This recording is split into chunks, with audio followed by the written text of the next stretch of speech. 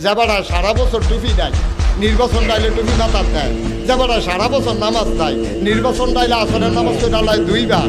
এবারে যদি আবার আমরা যারা নামাজি 5 ওয়াক্ত 12 মাস নামাজ করি না, আমটারে যদি কয় ধর্ম লইয়া ব্যবসা করে কলজাটা লাগে দেখো। আমি খেয়াল করে দেখছি যখন নির্বাচন আইয়ে আমরা তারা যেমন নামাজ আঞ্জা দিয়া ধরে, এবারে ঠিক বুঝ দর্তনটা কেউ ঠিক বুঝো না। আমরা নির্বাচন হইলে নামাজ আঞ্জা দিয়া ধরে নাকি ধরে নরে? একদিন নিজে দেখছে, নিজের চোহে দেখা পশ্চিম ফেল ফিরা আমার লোকে কইছে, হুজুর পশ্চিম ফেল ফিরা কইতাম পারাম। আমি আচ্ছা 50 তুই ফেল ফিরে কিতা দেখছো কিনা? তা আমরা এবার নির্বাচনে খেলিয়া আসরের নামাজ পড়ছে 2 বার। আপনারা কি মনে করছেন 2 দিনে?